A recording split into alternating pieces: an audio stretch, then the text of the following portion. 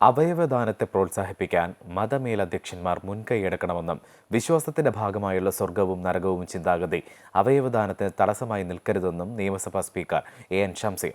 അവയവദാനവുമായി ബന്ധപ്പെട്ട നിയമ ഭേദഗതി സഭയിലെത്തിയാൽ ചർച്ചയ്ക്കായി മുൻകൈയെടുക്കാൻ തയ്യാറാണെന്നും ഷംസീർ പറഞ്ഞു.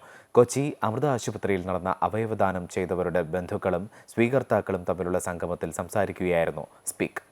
വെറുതെ മണ്ണിനടിയിൽ അഴുകിപ്പോവേണ്ട എൻ്റെ മകൻ്റെ 2 കൈകൾ ഇന്ന് ഷെറിനിലൂടെ ജീവിക്കുന്നു.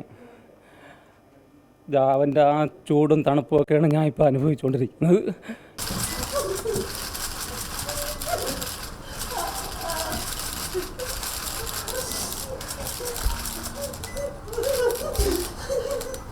ഇങ്ങനെ കാണിച്ചാൽ പോരെ, ഇനി ഇതിൻ്റെ അപ്പുറം ഇനി ഒന്നും പറയാനില്ല.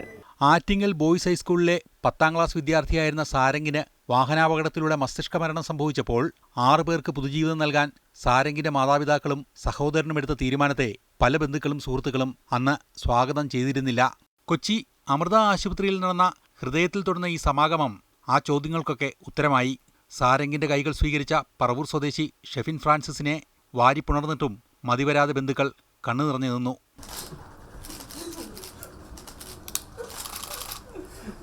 പക്ഷെ അതിനുശേഷം നമുക്ക് കിട്ടിയതെല്ലാം നെഗറ്റീവ് കമൻസുകളായിരുന്നു.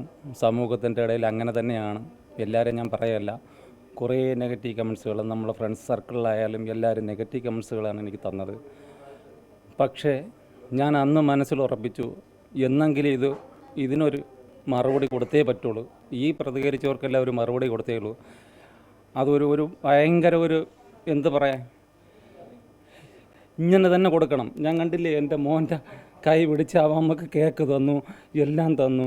അത് കഴിഞ്ഞിട്ട് ദാണ്ട എന്നെ കെട്ടിപ്പിടിച്ചു, ഉമ്മ വെച്ചു, എല്ലാം ചെയ്തു തന്നു. അത് എന്തും പറയാൻ, എനിക്ക് ഒന്നും പറയാൻ പറ്റുന്നില്ല സംഭവം. പഠനത്തിലും ഫുട്ബോൾ കളിയിലും ഒരേപോലെ മിടുമിടുക്കനായ സാരംഗിനെ നഷ്ടപ്പെട്ട ദുഃഖത്തിനിടയിലും സാരംഗിന് കണ്ണുകൾ, കരൾ, ഹൃദയം, കൈകൾ തുടങ്ങിയ അവയവങ്ങൾ ദാനം ചെയ്യാൻ മാതാപിതാക്കൾ സമ്മതം നൽകുകയായിരുന്നു. അവയവദാനത്തിന്റെ ബോധവൽക്കരണ സന്ദേശം സമൂഹത്തിൽ ചർച്ച ചെയ്യാൻ വൈദ്യശാസ്ത്ര മേഖലയോടൊപ്പം മതമേലധ്യക്ഷന്മാരും രംഗത്ത് വരണമെന്ന് ഷംസീർ പറഞ്ഞു. ഈ അവയവദാനത്തെക്കുറിച്ച് കേവലം പൊതുസമൂഹത്തിനിടയിൽ മാത്രം, ഈ മെഡിക്കൽ ഫെറ്റർനിറ്റി മാത്രം ക്യാമ്പയിൻ എടുത്താൽ പോലെ പ്രത്യേകിച്ച് റിലീജിയസ് ലീഡേഴ്സ് ഇറങ്ങണം. റിലീജിയസ് ലീഡേഴ്സ് കൂടി ഇതിന്റെ ഭാഗമായി മാറണം. കാരണം പലപ്പോഴും മതപരമായ ചുറ്റുപാടുകളായിരിക്കാം പലരെയും പുറകോട്ടടിപ്പിക്കുന്നുണ്ടാവുക. സോ അവരിറങ്ങണം ജനങ്ങളോട്. സ്വർഗവും നരകമൊക്കെ ഉള്ളതാണ്, വിശ്വാസ സമൂഹമാണെങ്കിൽ വിശ്വസിക്കുന്നുണ്ട്. അങ്ങനെ വരുമ്പോൾ അവരെ കൂടി ബോധ്യപ്പെടുത്തേണ്ടതുണ്ട്. അവരെ കൂടി കൂട്ടിയോജിപ്പിച്ചുകൊണ്ടുള്ള വിപുലമായ ക്യാമ്പയിൻ നമുക്ക് ഏറ്റെടുക്കാൻ സാധിക്കണം. ഒപ്പം മെഡിക്കൽ ഫ്രറ്റേണിറ്റി ഉറപ്പുവരുത്തേണ്ട കാര്യം, ഇത് ഒരു തരത്തിലും ദുരുപയോഗം ചെയ്യപ്പെടുന്നില്ല എന്നുള്ള കാര്യമാണ്. നിങ്ങൾ അഷ്യൂർ ചെയ്യേണ്ട കാര്യം അതാണ്. Amrita hospital group medical director doctor Prem Nair, Amrita ആശുപത്രി medical superintendent doctor KV Beena, centre for plastic and reconstructive surgery വിഭാഗം മേധാവി doctor Subrahmanya Iyer, doctor Jimmy Mathew, അവയവം സ്വീകരിച്ചവരുടെ ബന്ധുക്കൾ തുടങ്ങിയവരും ചടങ്ങിൽ പങ്കെടുത്തു. അമൃത ന്യൂസ്, കൊച്ചി.